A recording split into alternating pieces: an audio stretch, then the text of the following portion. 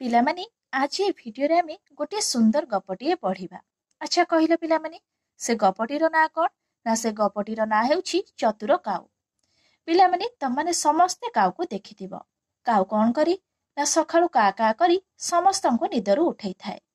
ତ ପିଲାମାନେ ଦେଖିବା ଆଜି ଏ ଭିଡିଓରେ ଆମେ ଏହି ଚତୁର କାଉ ଅତି ଚାଲାକ ବା ଚତୁର ହେଇକି ସେ କଣ କରିଛି। ତା ପୂର୍ବରୁ ପିଲାମାନେ ତମାନେ ଯଦି ଏହି ଚ୍ୟାନେଲରେ ନୂଆ ଅଛ ତାହେଲେ ଚ୍ୟାନେଲଟିକୁ ପ୍ରଥମେ ସବସ୍କ୍ରାଇବ କରିଦିଅ। ତ ପିଲାମାନେ ଦେଖିବା ଏବେ ଚତୁର କାଉ କଣ କରିଛି। ଚତୁର କାଉ। ଖରାଦିନ ଚାରିଆଡେ ଗରମ। ଗଡିଆ, ପୋଖରୀ, ନଈ, ନାଳ ସବୁ ଶୁଖି ଯାଇଥାଏ। କେଉଁ ଆଡେ ଟୋପାଏ ପାଣି ମଧ୍ୟ ମିଳୁନାହିଁ। କାଉଟିଏ ଉଡ଼ି ଯାଉଥିଲା। ତାକୁ ଶୋଷ ଲାଗିବାରୁ ସେ ତଳକୁ ଓହ୍ଲାଇଲା। ପାଣି ପାଇଁ ଚାରିଆଡ଼କୁ ଅନାଇଲା। କେଉଁଠି ପାଇଲା ନାହିଁ। କିଛି ଦୂର ଯାଇ ଦେଖିଲା କଳସୀ ଭିତରେ ଅଳ୍ପ ପାଣି ଅଛି। ସେ ଥଣ୍ଟ ବଢ଼ାଇଲା, କିନ୍ତୁ ପାଣି ପାଖକୁ ତାର ଥଣ୍ଟ ପାଇଲା ନାହିଁ। କଣ କରିବ? କୁଆଟି ଚତୁର ଥିଲା। ସେ ସଙ୍ଗେ ସଙ୍ଗେ ରାସ୍ତା ଉପରକୁ ଯାଇ ଥଣ୍ଟରେ ଗୋଟିଏ ଗୋଟିଏ ଗୋଡ଼ି ଆଣି କଳସୀରେ ପକାଇଲା। ଧୀରେ ଧୀରେ ପାଣି ଉପରକୁ ଉଠିଲା। ଏବେ ତା ଥଣ୍ଟ ପାଣିକୁ ପାଇଲା।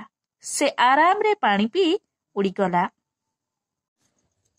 ଖରାଦିନ ଚାରିଆଡ଼େ ଗରମ। ଗଡ଼ିଆ, ପୋଖରୀ, ନଈ, ନାଳ ସବୁ ଶୁଖି ଯାଇଥାଏ। କେଉଁଆଡ଼େ ଟୋପାଏ ପାଣି ମଧ୍ୟ ମିଳୁନାହିଁ। ପିଲାମାନେ ତମାନେ ଜାଣିଥିବ ଖରାଦିନେ ବହୁ ଜୋରେ ଖରା ହୋଇଥାଏ। ଏହି ଖରା ହେବା କାରଣରୁ ଗଡ଼ିଆ, ପୋଖରୀ, ନଈ, ନାଳ ଏସବୁ ଶୁଖି ଯାଇଥାଏ। କେଉଁଆଡ଼େ ବି ଟୋପାଏ ପାଣି ମଧ୍ୟ ମିଳେ ନାହିଁ। ପିଲାମାନେ ତମାନେ ଦେଖିଥିବ ବିଲରେ ମାଟି ସବୁ କିପରି ଫାଟିକି ଆଁ କରିଥାଏ।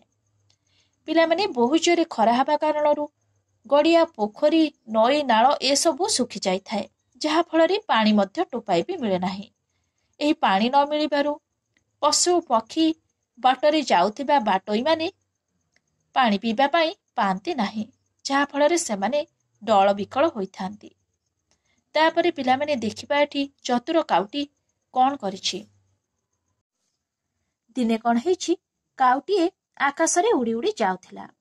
କାଉଟି ଆକାଶରେ ଉଡ଼ି ଉଡ଼ି ଯିବା ସମୟରେ ତାକୁ ଭାରି ଜୋରେ ଶୋଷ ହେଲା। କାଉଟିକୁ ଶୋଷ ଲାଗିବାରୁ ସେ ତଳକୁ ଓହ୍ଲାଇଲା। ପାଣି ପାଇଁ ସେ ଚାରିଆଡ଼କୁ ଅନାଇଲା, ହେଲେ କେଉଁଠି ବି ପାଣି ପାଇଲା ନାହିଁ। ଯେହେତୁ ଖରାଦିନ ହୋଇଥାଏ, ବହୁ ଜୋରେ ଖରା ହେବା କାରଣରୁ ଗଡ଼ିଆ, ପୋଖରୀ, ନଈ, ନାଳ ଏସବୁ ଶୁଖି ଯାଇଥାଏ। ତାପରେ କାଉଟି କିଛି ଦୂର ଯାଇ ଦେଖିଲା କଳସୀ ଭିତରେ ଅଳ୍ପ କିଛି ପାଣି ଅଛି। କାଉଟି କଳସୀ ଭିତରକୁ ଥଣ୍ଟ ବଢ଼ାଇଲା, ହେଲେ ତାର ଥଣ୍ଟ କଳସୀ ଭିତରେ ଥିବା ପାଣି ପାଖକୁ ପାଇଲା ନାହିଁ। ସେ ବହୁତ ମନ ଦୁଃଖ କଲା। କୁଆଟି ବହୁତ ଚତୁର ବା ଚାଲାକ ଥିଲା। ଚତୁର କାଉଟି କଣ କଲା ନା ସେ ସଙ୍ଗେ ସଙ୍ଗେ ରାସ୍ତା ଉପରକୁ ଚାଲିଗଲା। ରାସ୍ତା ଉପରକୁ ଯାଇ ଥଣ୍ଟରେ ଗୋଟିଏ ଗୋଟିଏ ଗୋଡ଼ି ଆଣି କଳସୀରେ ପକାଇଲା।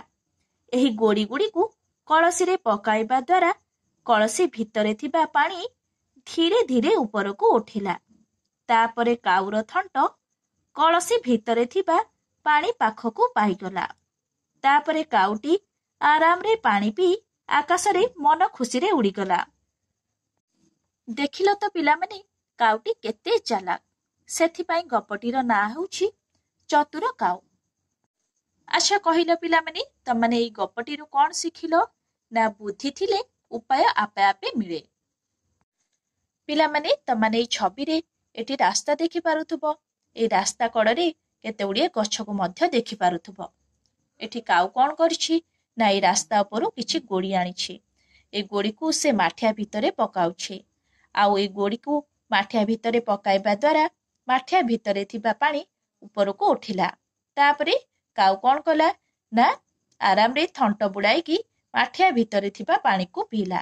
ତାପରେ ସେ ମନ ଖୁସିରେ ଆକାଶରେ ଉଡ଼ିଗଲା। ପିଲାମାନେ ତମାନେ ଏଇ ଛବିରେ ଦେଖିପାରୁଥିବ ଏଇ ଚତୁର କାଉଟି କିପରି ଗୋଡ଼ି ଗୁଡ଼ିକୁ ମାଠିଆ ଭିତରେ ପକାଇଲା। ଆଉ ମାଠିଆ ଭିତରେ ପକାଇବା ଦ୍ୱାରା ମାଠିଆ ଭିତରେ ଥିବା ପାଣିକୁ କିପରି ସେ ଥଣ୍ଟ ବୁଡ଼ାଇ ପିଇଲା। ତାପରେ ସେ ମନ ଖୁସିରେ ଆକାଶରେ ଉଡ଼ିଗଲା। ଦେଖିଲ ତ ପିଲାମାନେ କାଉଟି କେତେ ଚାଲାକ। ଏଥିରୁ ପିଲାମାନେ ତମାନେ କ'ଣ ଶିଖିଲ ନା ବୁଦ୍ଧି ଥିଲେ ଉପାୟ ଆପେ ଆପେ ମିଳେ। ତ ପିଲାମାନେ ତମାନଙ୍କୁ ଯଦି ଏହି ଗପଟି ଭଲ ଲାଗିଥାଏ ତାହେଲେ ଲାଇକ୍, ସେୟାର, ସବସ୍କ୍ରାଇବ କରିବାକୁ ଜମା ବି ଭୁଲିବନି। Thank you.